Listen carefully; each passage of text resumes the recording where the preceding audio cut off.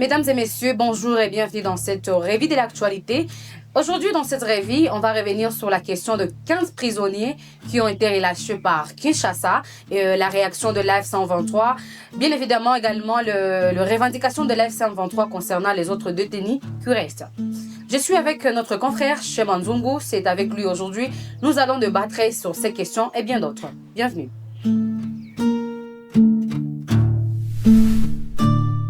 Monsieur Shema, bonjour et bienvenue encore une fois de plus. Ça fait très longtemps qu'on ne fait pas notre revue de l'actualité comme d'habitude, mais aujourd'hui encore une fois de plus, bienvenue. Merci beaucoup. Vous le savez très bien, on parle des actualités qui sont chaudes.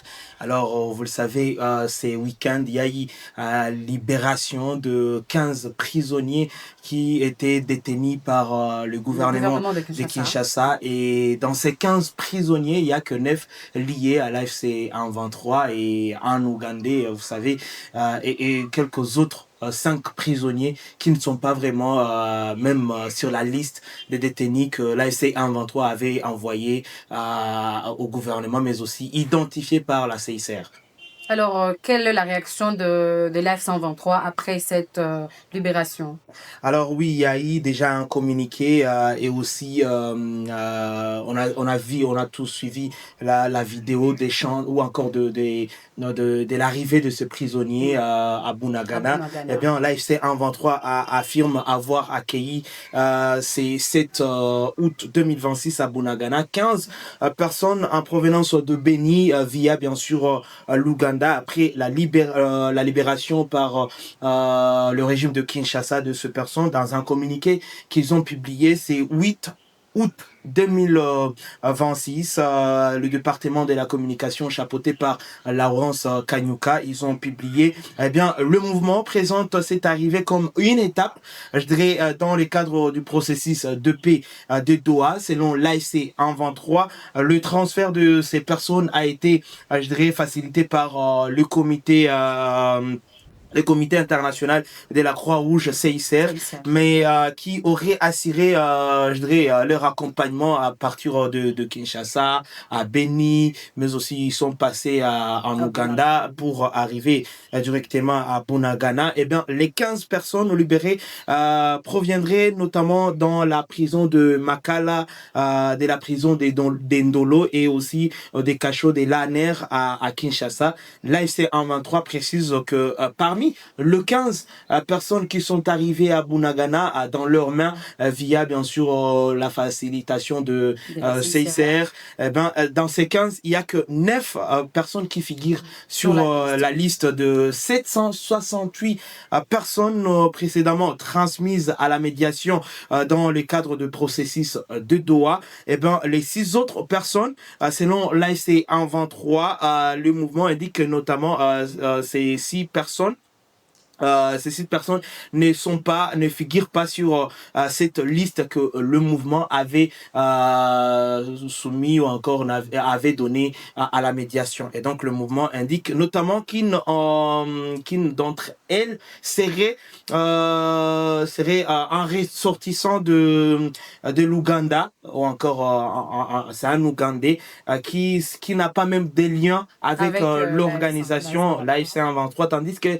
le 5 autres seraient arrêtés à Katanga et aussi à Ituri, sans oublier aussi à Kinshasa. Donc, il n'y a pas de personnes vraiment identifiées dans ces 15 personnes, rien que 9 personnes qui ont été identifiées et les 6 autres ne sont pas identifiées dans cette liste que l'AFC 123 aurait donné à la médiation et qu'il aurait demandé qu'il soit libéré. Et donc, 9 sur 768 personnes qui ont été inscrites sur la shortlist de l'AFC 123, sans oublier que la CICR ou encore le CICR avait identifié que 300 311, je dirais, si je ne m'abuse pas, si j'ai une bonne mémoire, 311 détenus qui ont été identifiés par le CICR. Et donc, c'est encore difficile, c'est encore un peu vague, mais c'est déjà un pas, une étape, bien que l'AFC M23 demande encore toujours la libération des autres prisonniers qui sont liés ou encore qui sont, je dirais, confondus d'être membres de l'AFC M23.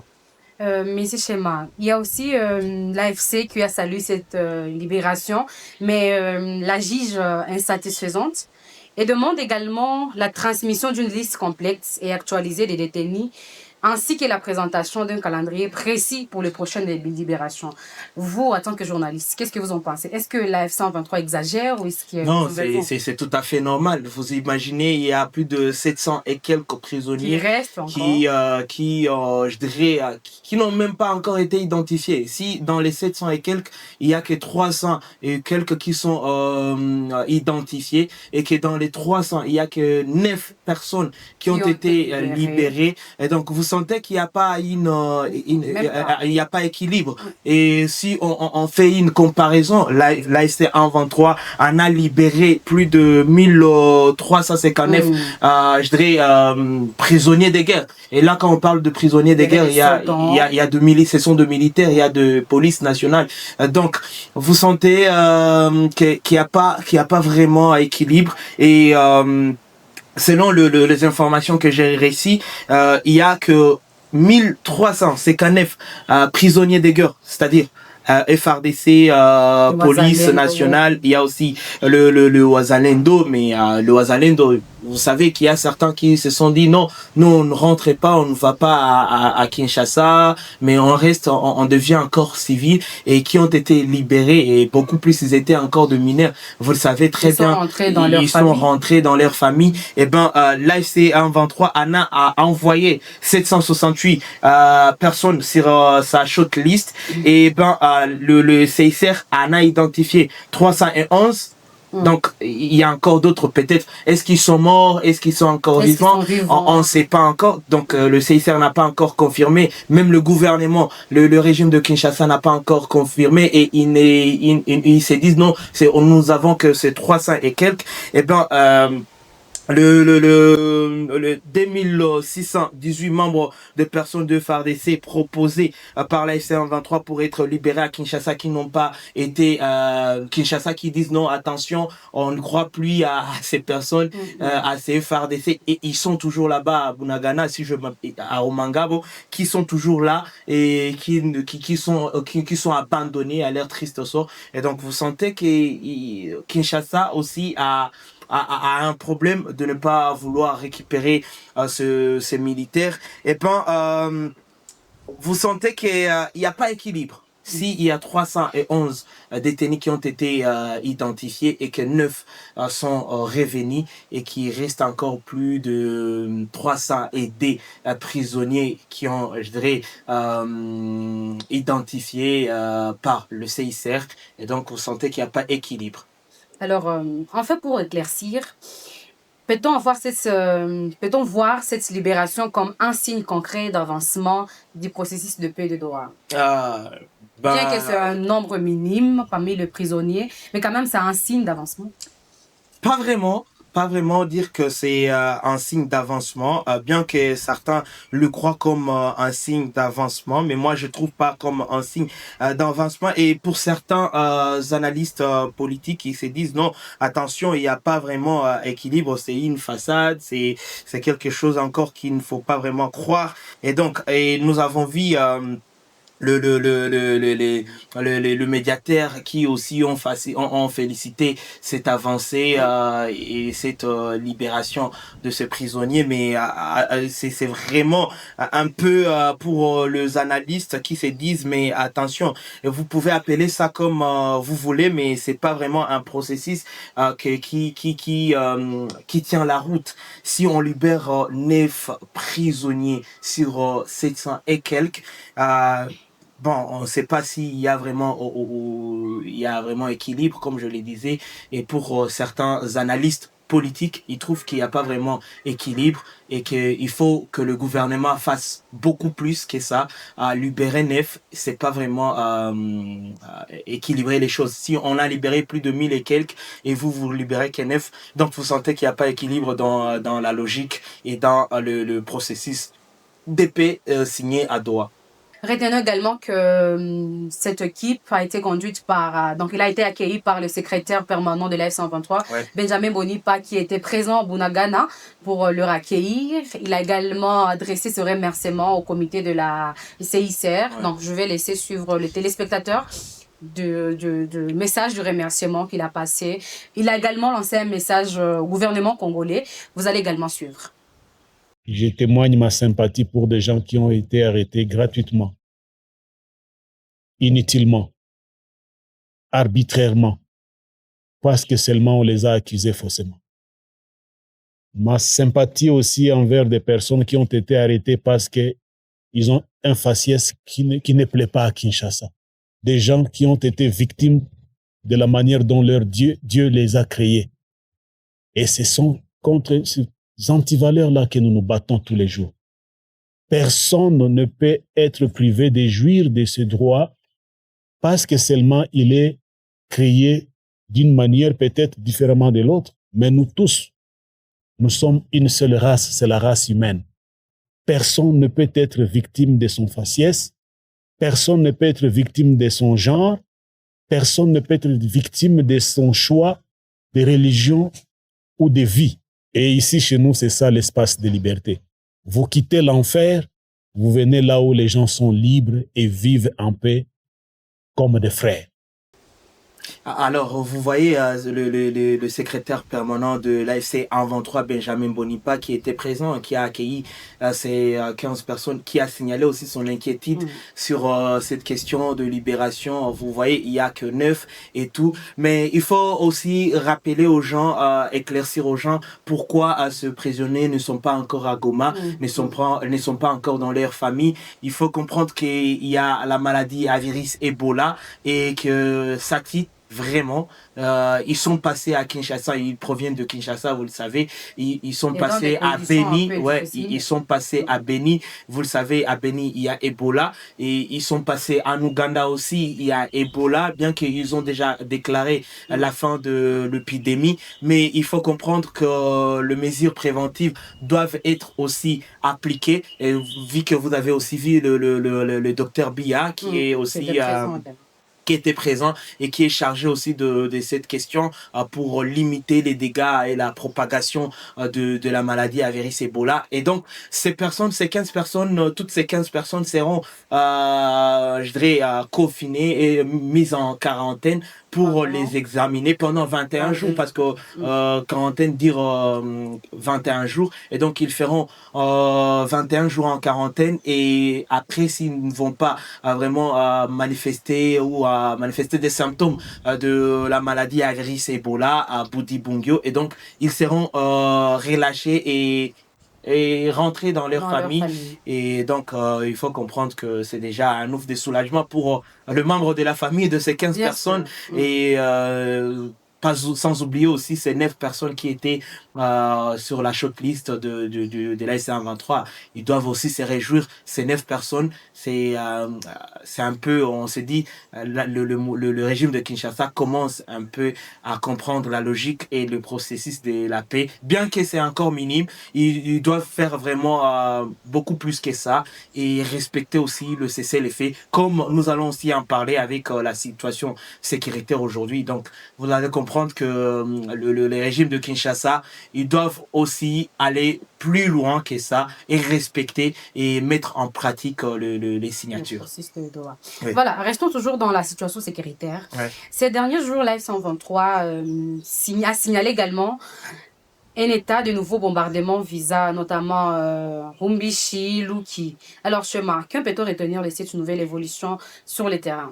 Alors, sur le terrain, on sait très bien que Minembwe, aujourd'hui, il a été libéré par l'AFC 123. Et le Turguanéo. Oui, et le Twigwanéo, bien évidemment. Et il faut comprendre aussi que le régime de Kinshasa ne lâche rien, il faut comprendre.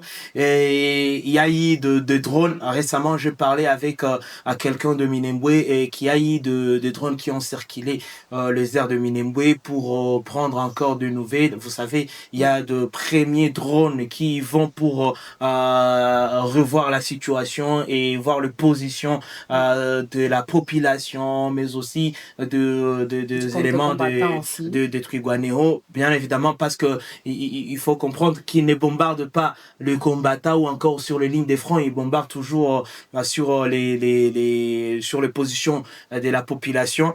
Alors, parlant de la situation sécuritaire, je vous ai parlé qu'il y a de FDLR, de Wazalendo, de Burundais qui se regroupent vers Nyabibouye, Lukombe et à Kachasha pour mener encore une fois de plus des offensives d'une grande envergure contre les hommes de Charles Sematama, le Twirwaneho et aussi l'AFC 123. Alors, on a eu le colonel Rugabo Fidel, qui est d'ailleurs aussi porte-parole de Twirwaneho, qui nous a fait un peu la situation sécuritaire dans ces zones, mais aussi qui est revenu sur la récente intervention du président burundais qui disait que non, il ne participe pas dans les génocides qui se passent à Minembwe, mais aussi il a parlé sur l'emprisonnement des généraux Charles Sematama et il est revenu pour éclaircir sur cette situation. Alors,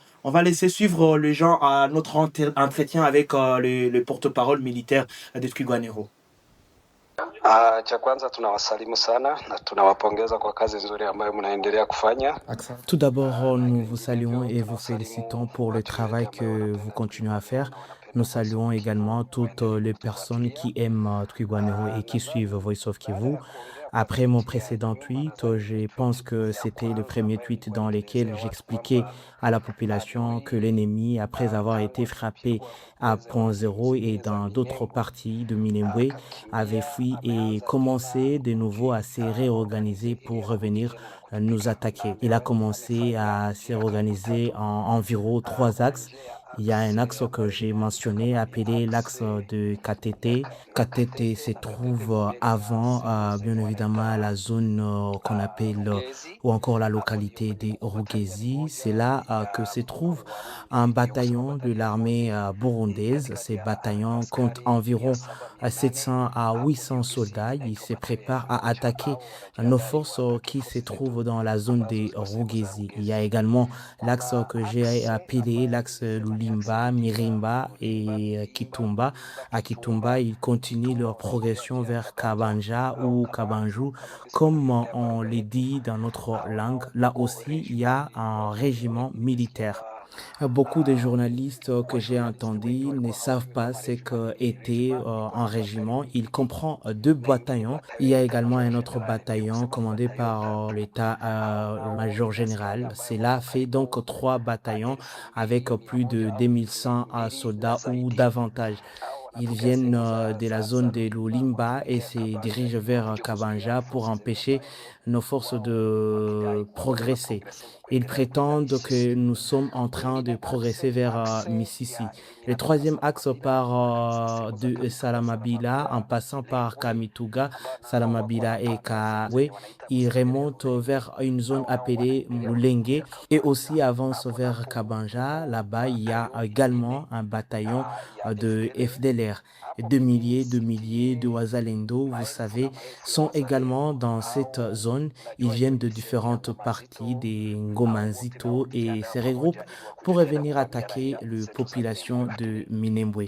Mais notre armée est solide, notre armée n'a aucun problème et nous allons faire face à la situation telle qu'elle se présente.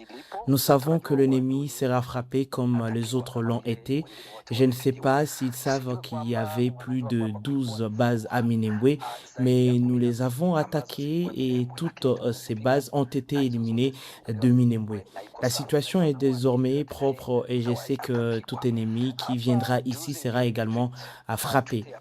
C'est ce que je ai expliqué dans mon 2e tweet, notamment concernant l'axe de Nyamiwouye. Nyamiwouye se trouve avant Mibunda en direction des Kigosi. Là aussi, ceux qui viennent de Lulenge, des Kilebwe remontent dans cette zone. Il y a également de nombreux éléments de Interamwe dont nous ne connaissons pas exactement le nombre de ces bataillons.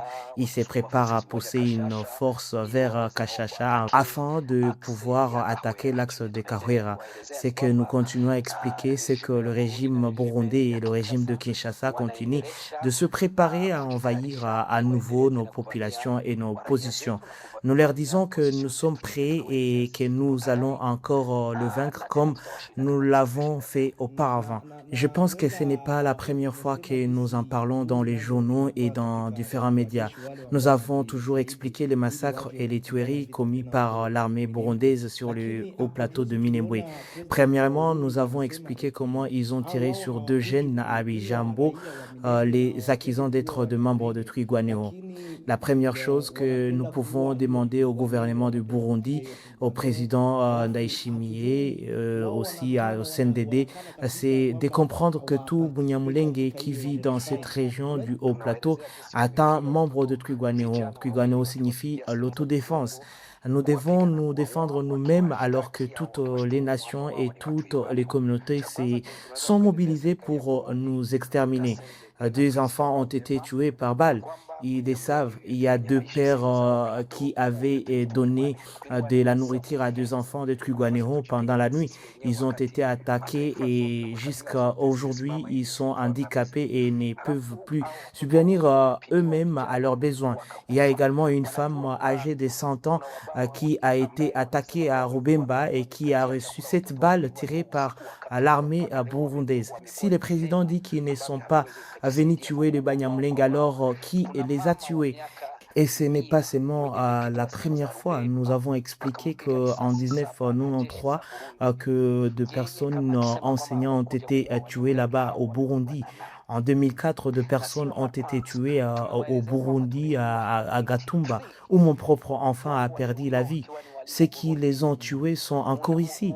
Je voudrais profiter de cette occasion pour encourager les gens alors que nous commémorons la mémoire de nos frères et sœurs qui sont morts. À que chacun garde courage, même si toutes ces choses sont produites dans notre communauté, nous ne sommes pas encore anéantis. Les enfants qui ont survécu à ces camps et à ces massacres sont aujourd'hui devenus adultes. Certains ont déjà fondé de familles et ont eu leurs propres enfants. Tout ce que nous voyons à Kakenke a été détruit par l'armée burundaise. Les zones de point zéro étaient occupées par l'armée burundaise. À Kalingi également, c'est l'armée burundaise qui a détruit. Leurs drones ont bombardé Ilundu, Bidegu et différentes zones de Minembwe. Ce que nous demandons à l'armée burundaise, c'est qu'est-ce que Minembwe vous a fait? Ils ont détruit les maisons et pris la nourriture de civils. Combien de personnes voulez-vous encore tuer? De quelle quantité de sang avez-vous besoin pour considérer que vous avez tué suffisamment de Banyamulenge? Ce que nous leur demandons, c'est la paix. Nous voulons que les populations de Minembwe vivent comme les autres populations du monde. Les Banyamulenge sont aussi des êtres humains comme le Burundais. Ils doivent pouvoir vivre, aller dans leurs champs, envoyer leurs enfants à l'école, travailler et faire du commerce. C'est tout ce que nous demandons au gouvernement burundais, qu'il arrête cette guerre qu'il mène particulièrement dans les zones où vivent le Banyamulenge. Tous ces bataillons se regroupent comme ceux qui étaient déjà ici. Nous avions plus de 10 000 militaires burundais. Que sont-ils tous venus faire ici, à Minembwe? Et Minembwe est chez nous. Nous n'irons nulle part, nous resterons ici. Oui, nous avons entendu et lu cette information, mais je pense que ce n'était pas une sanction qui aurait dû être prise. Ils auraient dû enquêter et connaître la vérité sur ce que le général a réellement fait dans la région de Minembwe. Dans cette région, le général est quelqu'un qui s'est tenu debout pour protéger la vie et de tous les civils afin qu'ils puissent vivre ensemble. Les civils étaient menacés d'être tués, notamment par des attaques de drones et par toutes sortes de méthodes. mais il s'est tenu dans toutes les zones et tous les coins afin que la population puisse vivre en sécurité à Minembwe. Mais aujourd'hui, si vous voyez ceux qui ont tué des enfants, leur ont coupé le main et sont partis le montrer aux populations ici à Minembwe, ce sont deux FARDC. Ces personnes-là n'ont pas été sanctionnées.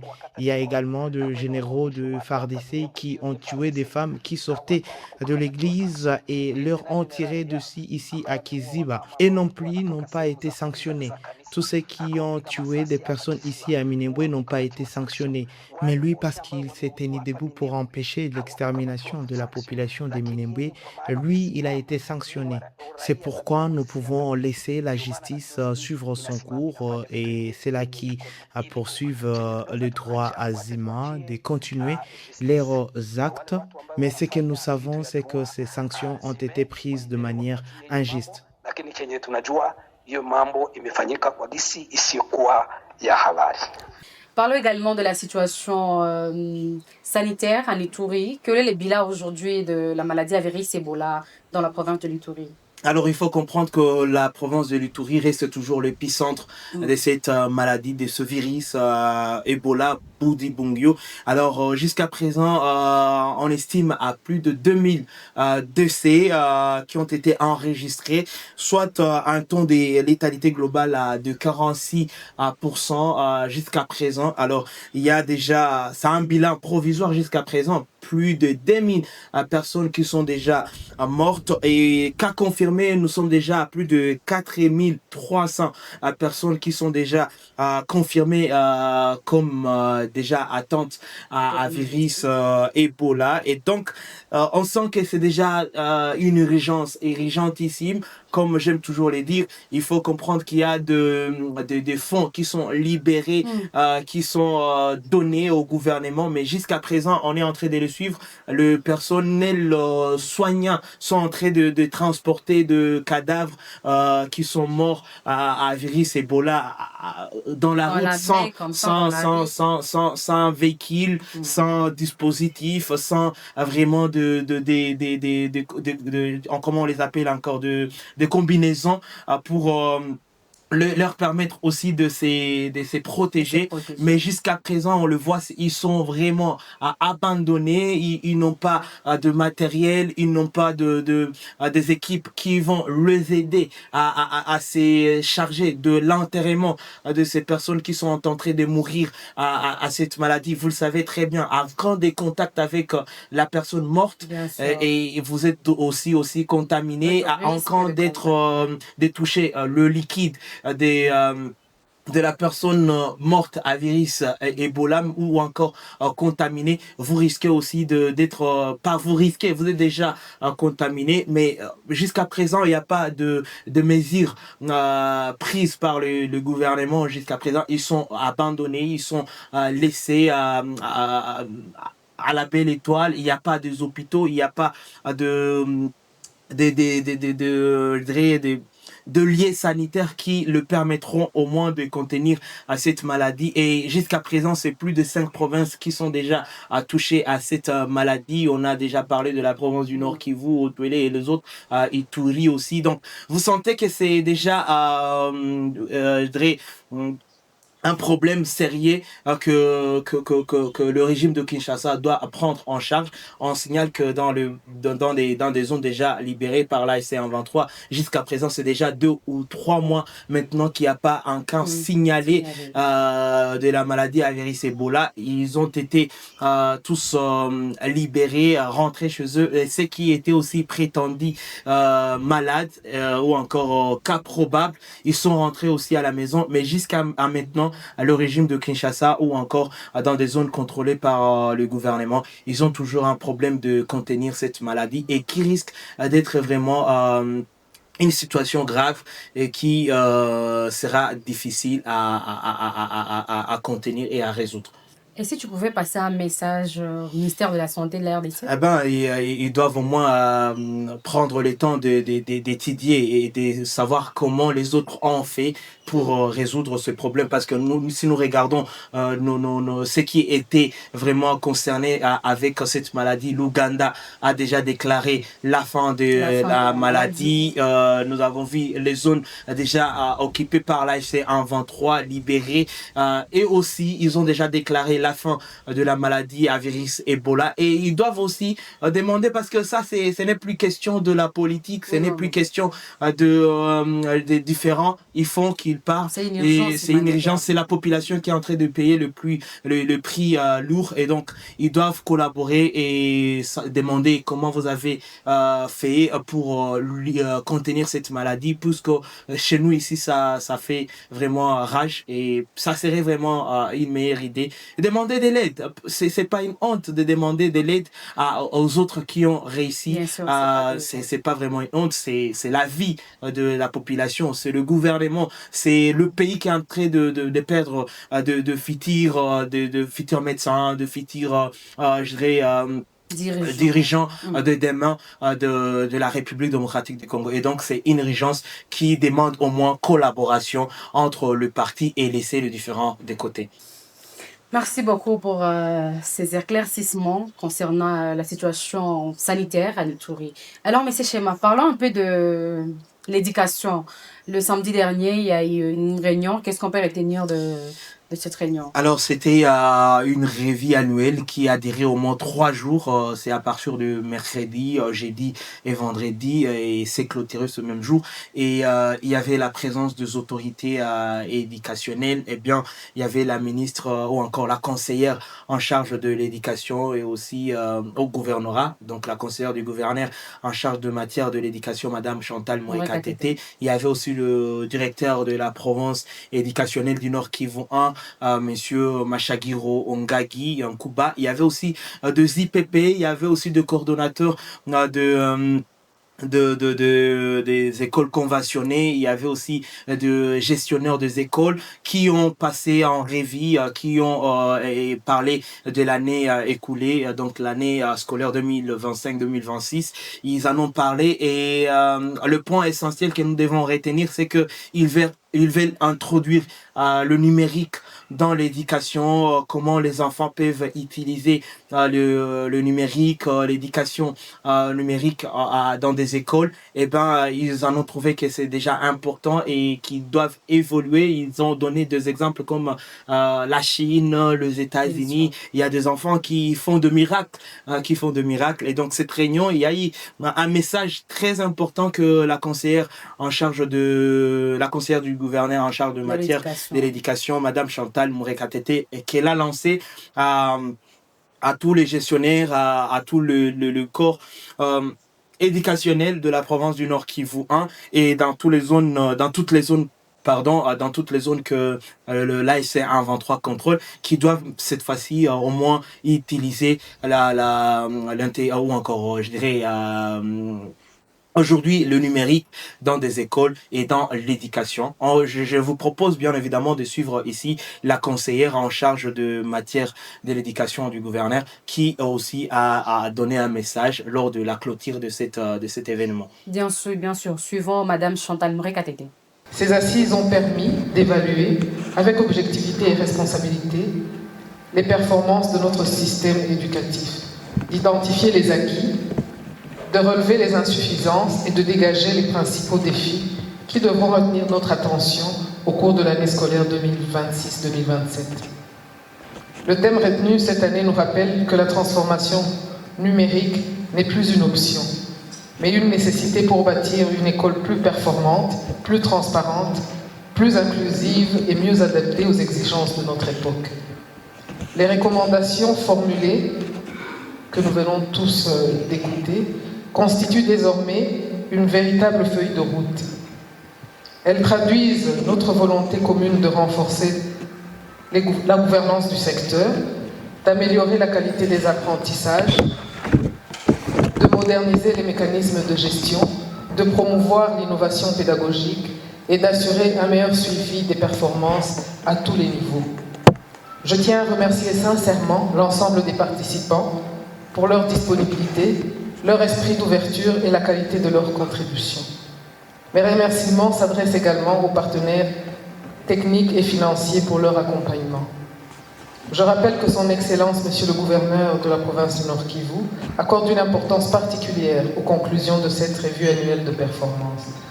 Il demeure attentif aux résolutions adoptées et attend qu'elles soient traduites en actions concrètes, assorties d'échéances précises, de responsabilités clairement définies et d'un mécanisme rigoureux d'auto-évaluation.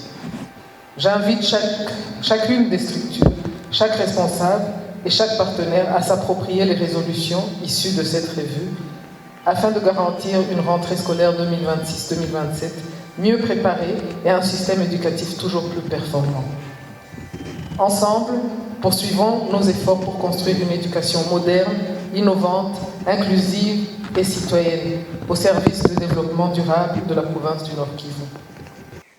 Voilà, nous sommes à la fin de notre revue d'aujourd'hui. Monsieur Chema, merci pour votre participation. C'est toujours un plaisir de participer dans cette revue de l'actualité pour donner au moins l'éclaircissement sur certains sujets, sur certaines actualités que beaucoup de personnes demandent via les commentaires pour savoir réellement quelles sont les vraies questions sur différents sujets. Merci beaucoup. Je vous en prie. Voilà, c'est la fin de cette revue de l'actualité, mesdames et messieurs. Merci de l'avoir suivi du début à la fin. Nous vous donnons rendez-vous à la prochaine revue. Au revoir.